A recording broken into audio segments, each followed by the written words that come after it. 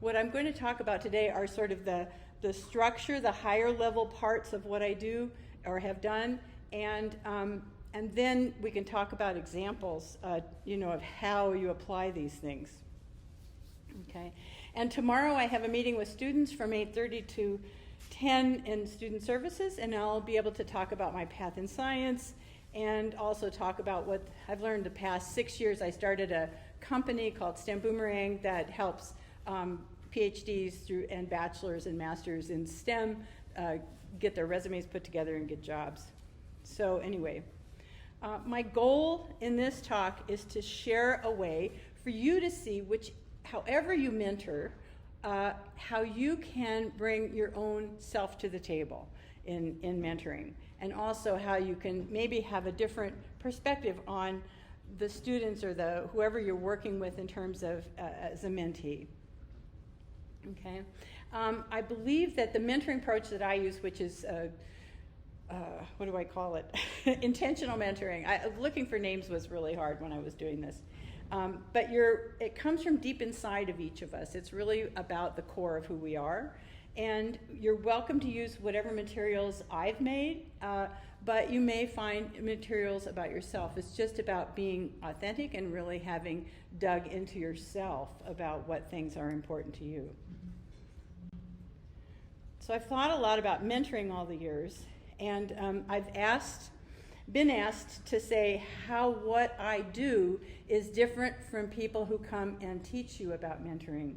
And a lot of times the people who do that are people who research mentoring. It's really unusual for someone who's been in the trenches like me. I know a lot of people who have had very successful mentoring programs, and we never talk about mentoring.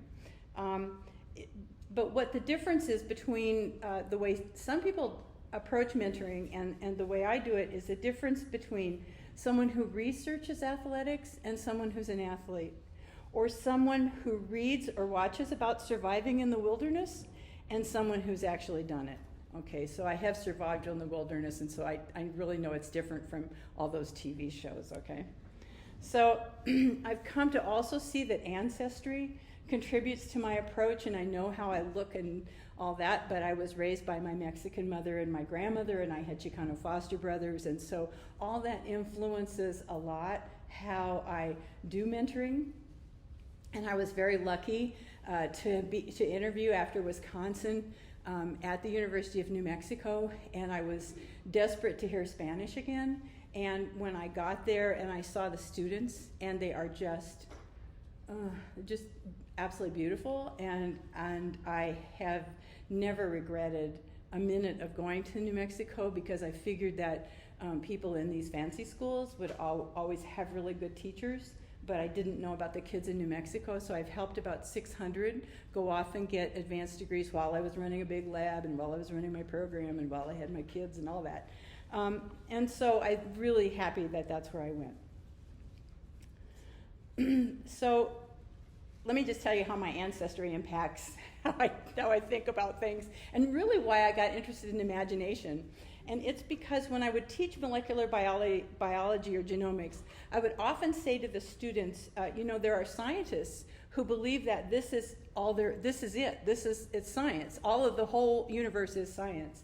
But for me, science is what you can weigh and measure and test. And so it's in a particular domain. And I have these other things. So I know you know about the Day of the Dead. Well, Day of the Dead for a Mexican Catholic is all the time. And you have your relatives up here with you doing things, saying things, making things happen that are very funny. So, and they really work well in New Mexico. That's all I got to say. I'm not telling you more. But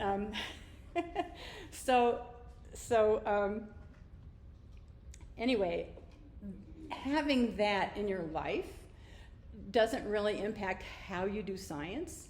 It doesn't impact the scientific method. It doesn't impact your ability to ask questions or be observant or use machines. But it does impact the questions that I'm interested in, and it does impact the questions that I did ask. I'm sure of it. So every time I told my mother whatever I was doing, whether I was working on potatoes or whatever, I had to explain it in terms of cancer. And so I got very good at kind of translating between science in my family. So in teaching, as I got more deeply into mentoring, I realized that some of what I did also reconnected me with traditions, mostly in terms of really trying to slow down to think, embrace and build our imagination, ask questions, really listening and being observant, and coming to understand who we are in our core, our values and our priorities. So you can imagine that when you look at a normal curve of biologists or researchers or people even in genomics, that I was always off on a couple standard deviations from the norm, but I was very successful despite my being so different, I think.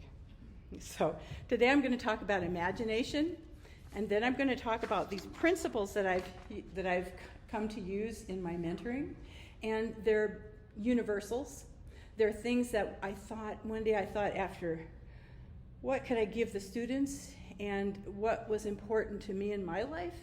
And so I came up with these principles, and now I see them everywhere. The Dalai Lama, I see them, any philosopher, they're all over. So they're not my unique set of principles, but they're very useful in terms of starting and building deep discussions and pathways to relationships with the mentees. And I learn a lot about myself through them.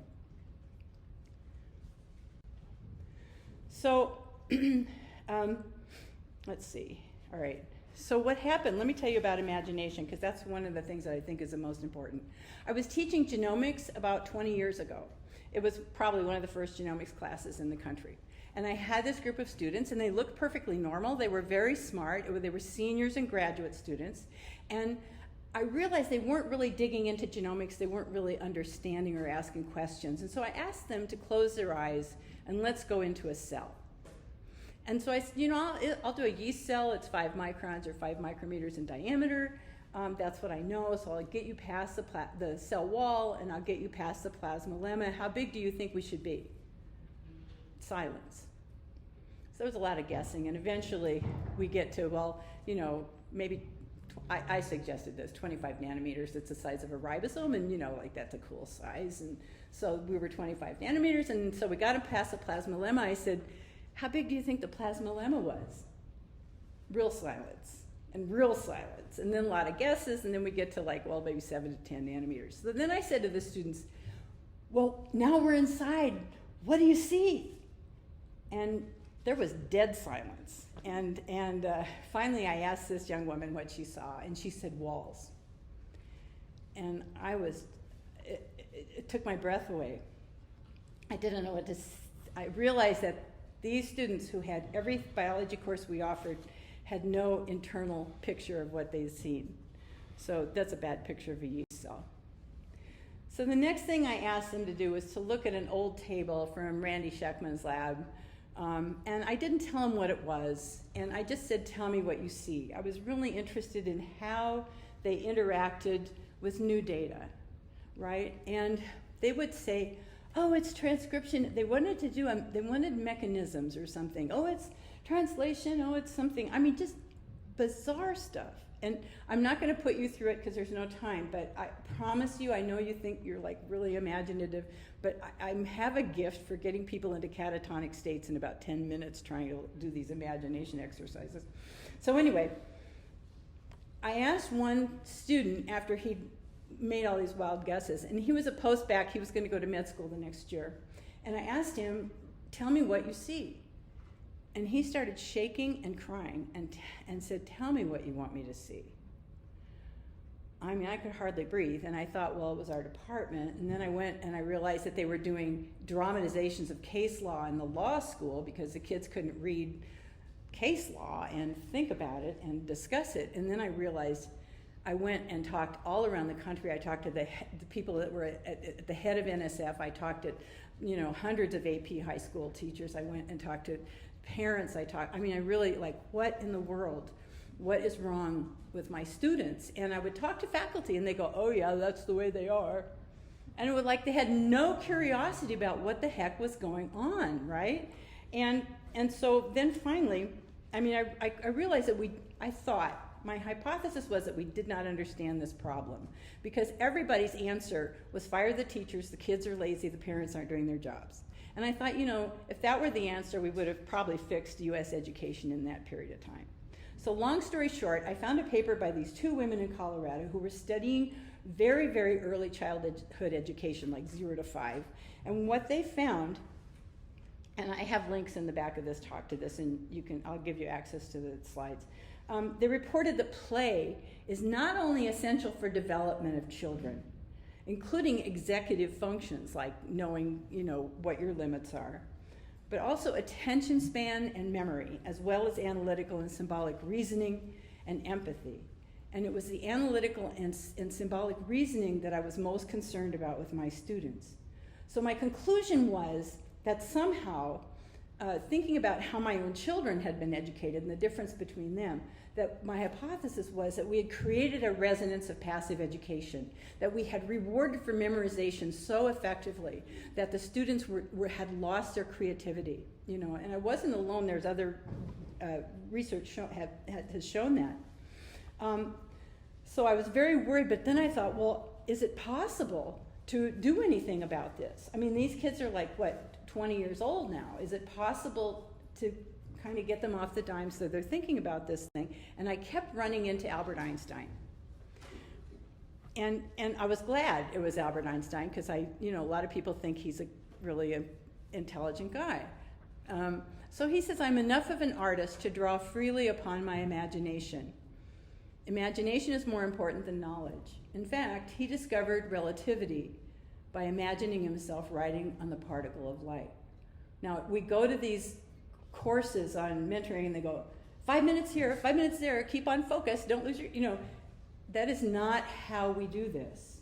That is not how to really find the magic, the gift inside of each of you, right? Okay, so he goes, for knowledge is limited, whereas imagination embraces the entire world, stimulating progress, giving birth to evolution.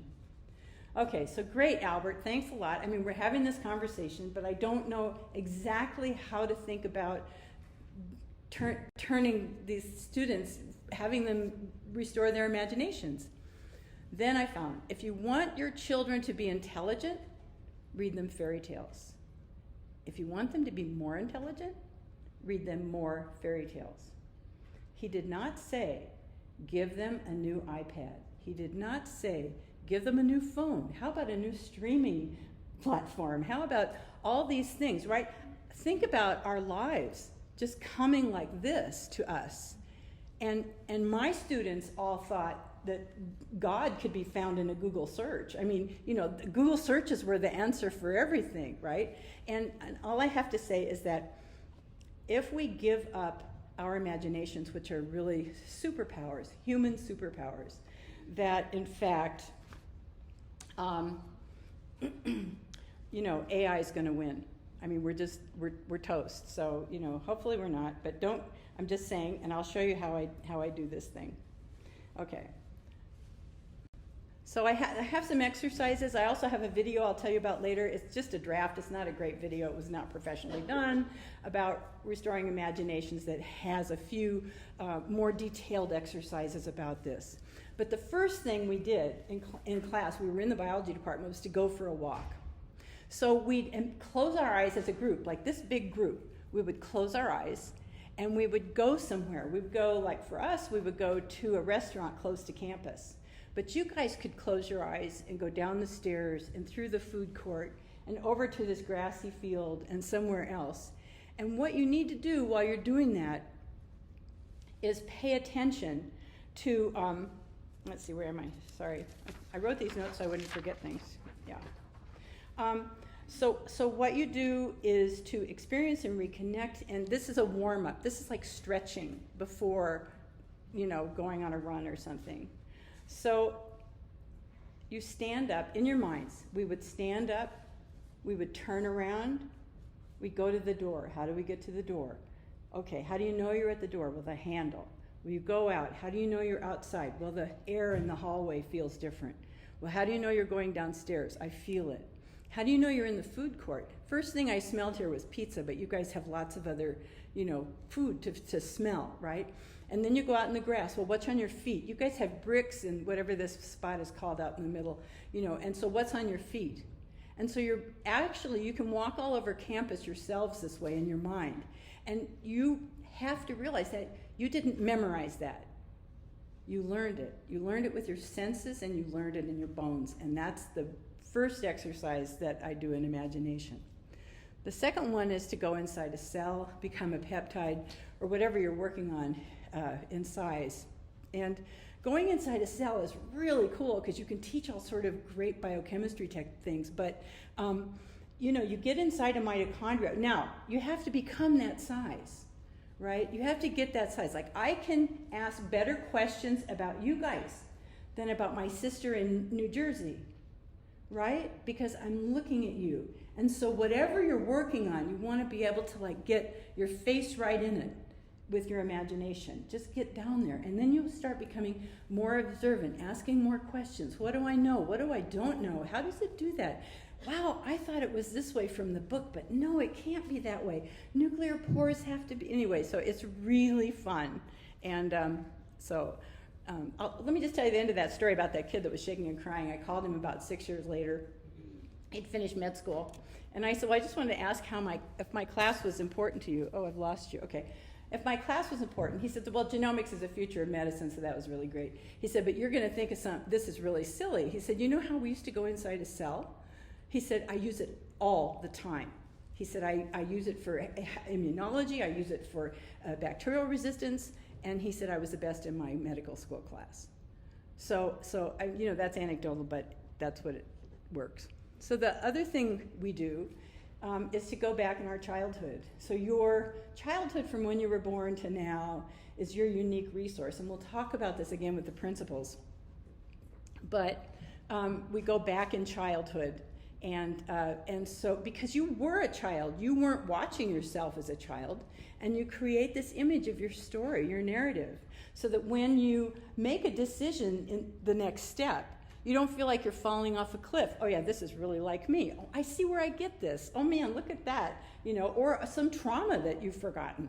All these things are really important because they make you who you are. You've survived, you've made great decisions, you've gotten here. So we do those kinds of things. So in a summary, imagination is critical for analytical and symbolic reasoning. Math probably requires the most creativity of people. George Land, who was doing a NASA experiment, so the decreases with age. George Land was doing an experiment for NASA in 1968. So we had TV, we had a few things, we had radio and some other stuff, but we didn't have all the stuff you guys are used to. He found that NASA wanted him to predict who were the brightest geniuses, who were the most creative geniuses that they could hire for NASA. So he started with 5-year-olds, 1,600 5-year-olds, and he decided based on a whole bunch of tests that 98% of these students could be creative geniuses. By the time they were 10, it was 30%. By the time they were 15 years old, it was 12%. And when they did the same test with 280,000 adults, it was 2%. So there's actual data that says that we have given up our imaginations, which we don't have to. We have a growth mindset, the imagination's a muscle, right? The imagination is an antidote for anxiety and fear and depression. They've got a lot of evidence from little kids about this, because most of the imagination stuff, people think of play, and so they think of little kids, but it's our lifetime. We're humans. We should have fun and play and do these things. Part of the reason that it helps with anxiety and fear is because once you trust your imagination, you're not afraid of challenges. You know that you will be able to figure a way out of it, okay? So, and you also know who to call when you need help. So it's how we innovate, how we do creative problem solving, but it's often slow thinking. We spend so much time on our physical health and all our doing things and what we're eating and all these things, and we do very little, it seems like, for our emotional health and for our social skills and all that, and I think it's pretty important. And I would just also say that memorization and rigid rules are the antithesis of imagination. And sometimes kids get negative reinforcement for trying to be creative. So the principles of rediscovering imagination are that imagination's a muscle. Okay, you can increase your imagination. You can come up with all sorts, and it's really wonderful, and it feels good. That my students got very happy. They'd get angry at me at first because it was hard, but then they would get very happy. We're all humans in this boat. Don't beat up on yourself if it's hard at first. Don't feel like, oh, I'm a failure, whatever. No, don't do that. Okay, close your eyes. Why is closing your eyes important? I think it's really the idea of just not letting this stuff in and seeing what's inside there. You know, there's absolute magic in all this whole group. We could do something amazing together. I know it because when I would get a group of students together, they would ask questions, and this was 15, 20 years ago, that I still see in cell and PNAS and nature, okay? So allow your imagination to wander. A nice thing about imagination is you're not limited by, size or time or the heat or cold or anything. So you can do it alone, you can do it in a group. And the video is called Rediscovering Imagination, Maggie Washburn, and you can find it in YouTube, but I think I have a link to it at the end of this thing. So now I want to talk about mentoring. Okay? So both a mentor and a mentee need to be willing to grow their imaginations, because you have to, as a mentor, it's really important not to project your life and your experiences and your perspective onto a student. And so you need to be able to think about, well, what is life from, where they're coming from? And part of what we end up doing a lot is reframing, or you can imagine being somebody else, but it's really reframing situations so we can see it with a different perspective. As scientists, we learn reframing because we always get scooped, or a grant doesn't get funded, or a paper gets rejected, or whatever. And if we couldn't quickly reframe, we'd all be in our offices in tears. Okay? So the deal is that we just have to expand that reframing. Like, why is this the best thing that ever happened to us? Okay? And mentoring is built on it's a relationship, and it's built on respect and reciprocity. And you, as a mentor, you also have to be open to learning from the person that you're mentoring. And and I think the ultimate goal of mentoring is to set the mentee free, for the mentee to become your colleague. And that's been one of the greatest joys in my life.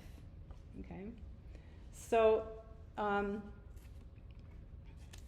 other thing I would say, as a mentor, if you have issues that hold you back, reasons that you may feel less than, or that you have traumas in your childhood that you come up when you get into any kind of an emotional situation, really work that out with a counselor, or sometimes you can use these principles to work it out. But when you're mentoring, it's not about you. It's really about the student, and you want to figure out ways to lift them up from where they are. Okay. I personally don't think a major professor probably should be teaching these kinds of principles to students. It's really hard to wear too many hats, and you have to teach them science, and you have to teach them how to be scientists, and so but knowing about the principles and somebody else teaching them, maybe you take somebody else's lab and they take your lab students for this, whatever. Knowing about the principles so that it resonates in the department, that would be a miracle, or resonates among mentors at, here, would be fantastic. Because when you see what the principles are, they shortcut you to much deeper conversations. Okay, so it really is, they're just up here, they're not religious, they're not political, they're not even necessarily spiritual, they're just things that really everybody can think about, and I never hear, we don't do this in my culture. But first I want to talk about an image that might have impacted how you think about mentoring. So how many people have not heard about the educational pipeline? See, look, thank you, good to hear from you. We talk about this educational pipeline all the time. And here's a beautiful picture of a pipeline going through a lovely, mountain meadow. What's wrong with this picture? It treats the students passively, and we already talked about how the loss of imagination comes from this resonance of passive education. The students ought to get to choose. If they come out of that pipeline, we call it a leak. Get out of here. I mean, it's an adventure. It's a learning experience. It's something they're doing. It's a choice they made, right? So we don't own students. It's not good for them, and it's really terrible for us. The goal is to get the students to be able to make their own choices and trust their own choices. And that's where imagination comes in. Oh, where did I do that? Get out of here. Hang on. What did I do? Oh, that's interesting. Okay, back. There we go. All right, got it? Okay. So this is my idea of mentoring, and it really comes from the I Ching and Taoism. I spent a whole year reading religious texts from all over the world, and they have a lot of good philosophies. So this one is about mentoring as walking with your mentee up a mountain, not carrying them, not pushing them, walking them with them to the top of their mountain. And when they get to the top of their mountain, maybe they won't get there while you're working with them, maybe they'll go higher, I don't know, but the important thing is that they get to choose how they go down that mountain. That working with you, they've come to believe in themselves, they know their imagination, they've become, they have resilience, self-efficacy, whatever you want to talk about. And they can choose whether they go down in an arroyo, a road, a pipeline, or make their own trail. That's the goal, I think, of me anyway. And students can be born right on top of the mountain. I've met people who were born right on top of the mountain, not most of the students I've worked with at UNM, but I know people that were born up there. And some students have an amazingly long journey to that mountain. And when we're hiring faculty, we never give anybody credit for that. But it's extremely important that we do. If you're the only person that tells a student they're important, no matter what anybody else says to them, thank you. Because that's really a gift, to give them the idea that someone in academia admires them for their road that they've gone through. So again, my goal in mentoring is to get them to the top of their mountain and set them free and let them learn to choose their path and trust themselves and know how to deal with challenges and take risks. Okay, so let's see where we are. All right. So mentoring, intentional mentoring, respect, relationship, reciprocity, just kind of bringing this together. For a mentor and a mentee, you have to be comfortable using your imagination. You have to be able to I could do this, I could do that, I can see it this way, I can see it that way. Value and think about your experience and listen, but don't project. Listen to your friends, listen to your community, and have them listen to you. Honor what you don't know. It's okay not to know everything. Embrace your fear. Fear and failure, all these things are teachers. We're all human. Identify your higher level principles. So if you don't love these principles, I would just suggest working with them. I will say that I'm going to talk about the principles now.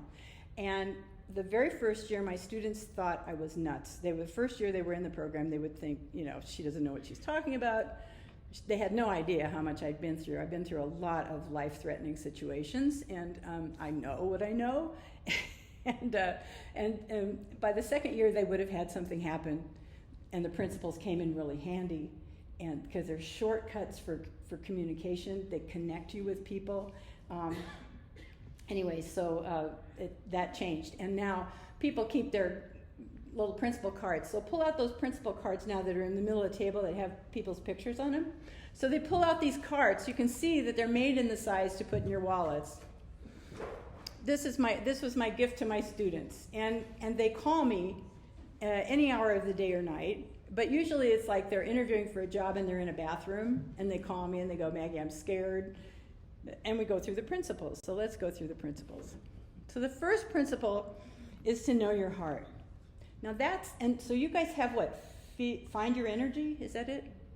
Is that the new thing? I think it's the same thing. Oh, it's the same thing, I know. But I like, I'm like, just got to understand my grandmother and my mother, so know your heart. And so every day we need to ask, are we happy? Are we doing what we love? Can we find a way, if we're not doing what we love, to do what we love with where we are? And if it goes 6 months and like your answer is no every day, go find something else. Because when we do this, what we do is, first of all, figure out our values. What are our values? We have this like thing of value, right? And so for my students, a lot of times it's family and education and tradition. And then sometimes it can be, academics, or it can be other, and it changes. I mean, I had one kid whose money was like one of his things, and it still is. It's really interesting. And so what you do has to kind of go through the heart of that thing. Because if you've got all your values here and you're doing something over here, you're not going to be happy. And if you're not happy, you're not creative. You're not, and so we really want you to be like your most creative self. And so think of what your values are. And we work on our heart, knowing our hearts, because people go, oh, I know my heart. So the boys go, this is too gushy. My son went, this is too gushy. And then he spent a summer out in the Wind River Range. And then he came back and he goes, guess what, Mom, I know my heart. And I was going, well, great, Alex, what is it? And he goes, math and mountains. And so that's how he's lived his life, and he's really happy. Okay, so we work on figuring out our hearts, because this is kind of a lifelong thing, right? Periodically, I go through, this quandary of like, am I doing really what I want to do? We work on our hearts by making 2 lists. So the first list is everything that, when you think about it, makes you happy, lifts your heart, and this can be ice cream, my girlfriend or boyfriend, this movie, I don't care what it is, but ultimately you'll get Gibbs free energy. It'll be like mitochondria, or, I like, dogs or whatever, right? And that will gradually help. You'll get used to what it feels like to be communicating with your heart, because that's, it lifts you up when you're doing something that fits into your values, and that when you think about it, it makes you happy. It can be kids, it can be whatever, and you will figure out your path. You'll see it. The second list is a bug list, right? Because as you're like, oh, this happy, this really hacks me off, right? So make your bug list and just keep it, because oftentimes those are business opportunities, and you never know what you want to do as a side gig, okay? So it's useful. I did it again. This is crazy. Oh, somebody tell me how to get my Mac to stop this. I would love it. Okay. Principle number 2, look for the positive or the blessing in everything. This is not to be Pollyanna. We are all going to feel anger, grief, frustration, all those things. That's not what it's about. It's really about this concept that nothing is all good or all bad, or the yin and the yang, of everything. And what this principle will do is to let you choose how you react to something, to know that you decide how you're going to react. It's a leadership principle. People want to follow leaders who can see a positive path, right? And whose ideas are positive. So when somebody is really nasty to you, somebody's really, really mean, just out of the blue or something, right? You have 2 immediate positives. You're not them, and you're not married to them. And this laughter is so great because it says, look, they can't make me do anything, right? You can't defend yourself in court going, he made me do that. You can't do that, right? Because you have a choice, and you own that choice. That's important for you. Now, if somebody keeps back, we're going to talk about teams. If somebody does this on a routine basis, I'm not saying to ignore bad behavior. I'm just saying when it happens like that, you don't have to buy into it. But if it goes on, then come and get your team, and we'll deal with it. We'll have a team in this whole thing, because we talk, this is kind of the high level structure that we talk about. Okay, I'm gonna say shit, so just get over it. So when the shit hits the fan, you've got two reactions that I can think of.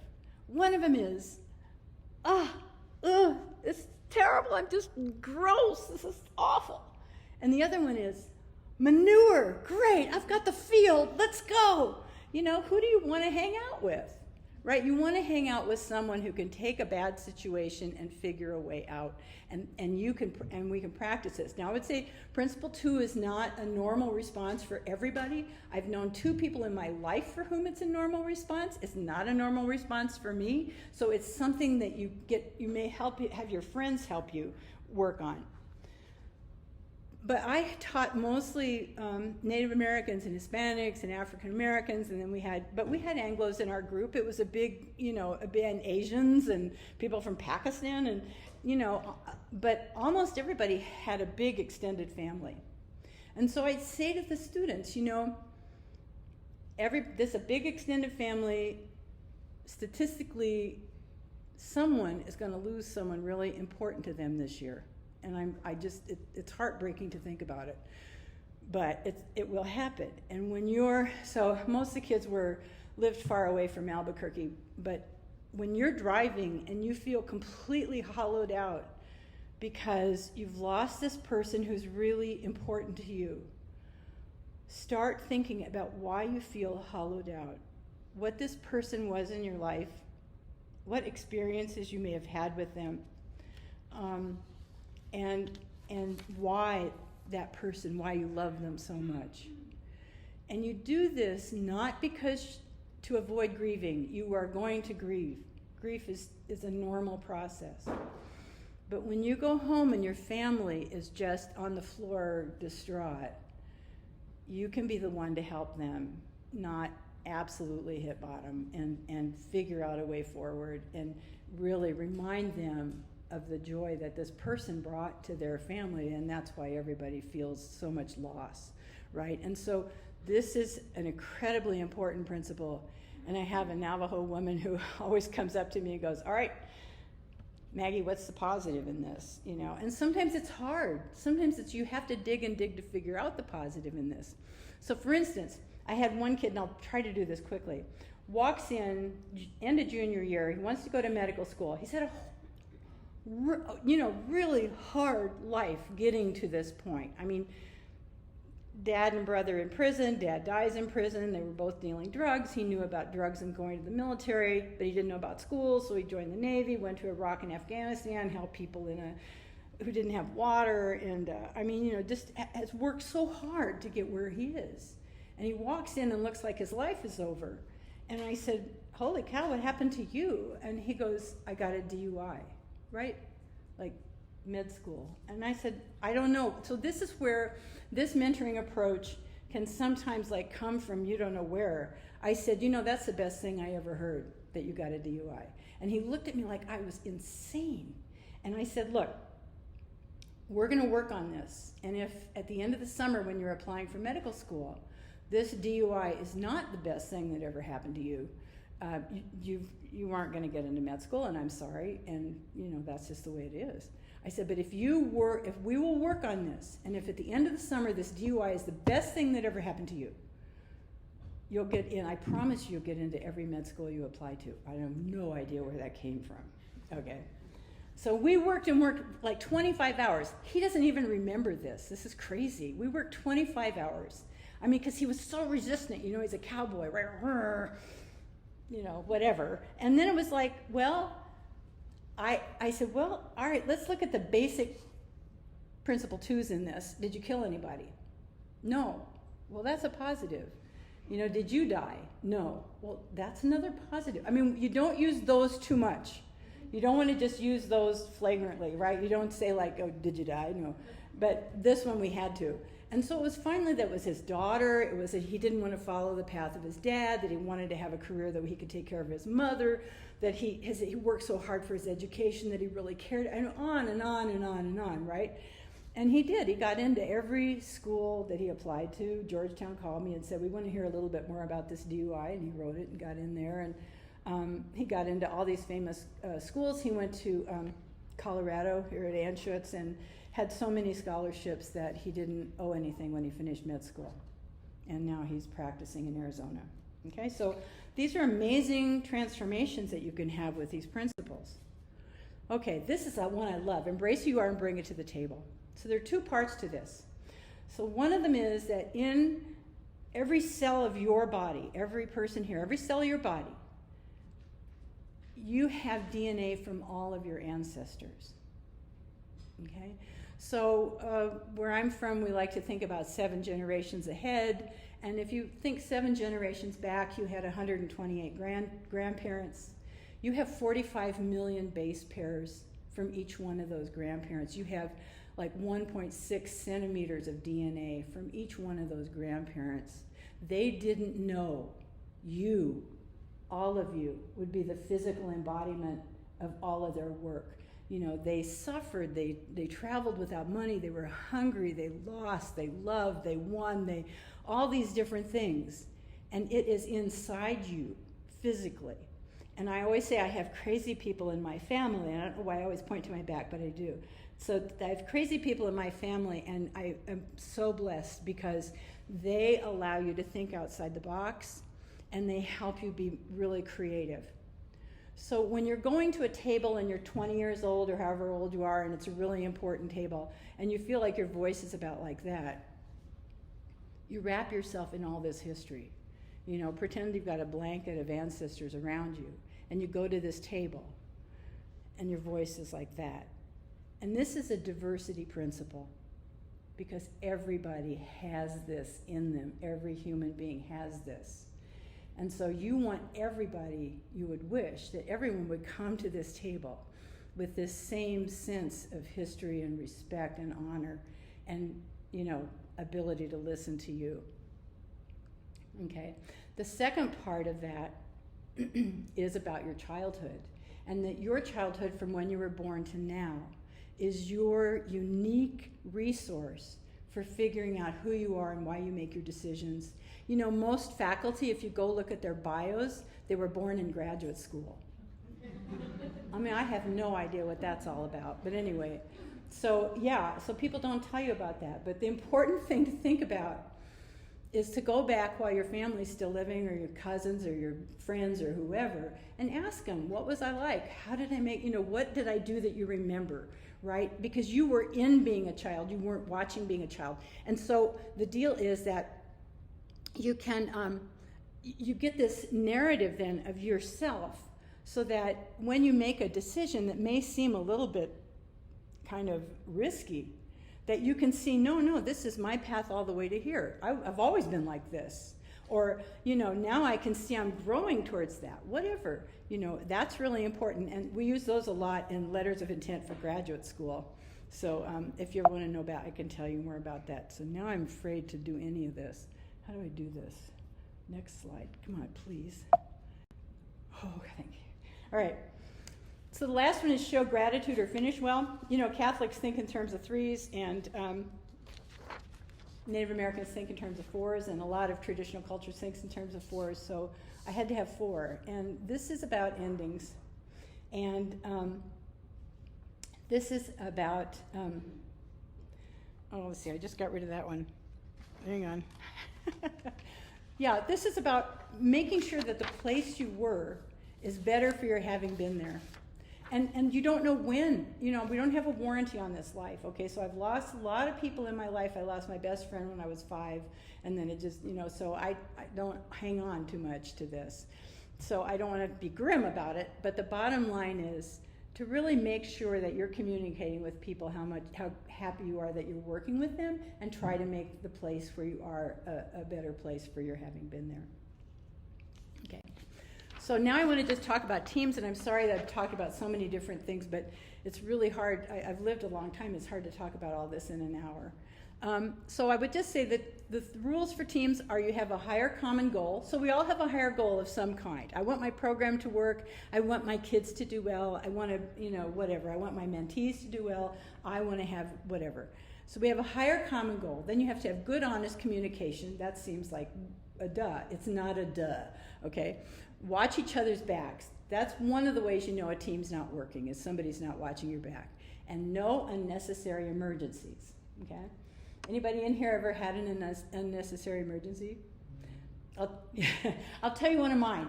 Kid walks in and says, I flunked genetics. Oh, really? You flunked genetics? So once they know these principles, you can talk to them very calmly about things that you would normally go, what are you doing? You know, all that. You don't do that. So you go, you flunked genetics. That's interesting. When did you first know you were having trouble? Oh, well, I flunked the first test. Oh, interesting. I said, well, you know, this feels like an unnecessary emergency to me. Well, I wonder, how do you think we could have avoided this? Because, you know, if it's a real emergency, I am there for you. But I can't take too many unnecessary emergencies, and so this feels like one. How do you think we might have fixed it? And so it would go, you know, then you wait and wait and wait and wait and wait, and finally they say, well, better communication, and you just go, well, that's a really good idea. So then what I say is, look, I'm happy to be on your team, but you have to decide if you want me on your team. I'm not going to deal with any more unnecessary emergencies, but you need to make that decision. So, and whatever you decide is fine with me. I'll like you either way, no big deal. I just won't be on your team. But whatever you decide, I want you to go home, and I want you to come back tomorrow and tell me what you want to do. I want to throw it to them. I want them to choose. A mentor is someone who helps people understand how to choose their paths. And so they come back, and inevitably it's, you know, well, I'm going to have better communication every single time it worked well. So what I hope you do from this talk is to try to imagine the innovation, the connection, the fearlessness of a world that operated on this framework. You know, one of the things we did in my program with the principals, the more cultures, the more backgrounds we had in the room, the better we did. No one ever said, we don't talk about this stuff in my culture. No one. And then we'd talk about it, we'd get really close. And then someone would say, well, we have a clan system. Oh, you do? How does that work? And then a woman from Pakistan would go, well, my whole village has the same last name. How does that work? You know, and then, I mean, my students that were in this program are still in contact decades later. They have their cards in their wallets. They call me when they need a new card. You know, I'm just saying that, you know, you don't have to buy into this, but it was just a gift that sort of arrived to me. And that community can happen. And that I really believe that a lot of DEI efforts, that I've seen some that focus on starting about differences. And I really think that if you can find a community where you can find these commonalities and build a community, that then the differences become what you love about people. The differences become compelling. I mean, you know, I look at you guys, I just want to hug you all. Okay, so anyway, you can make it happen, and thank you very much.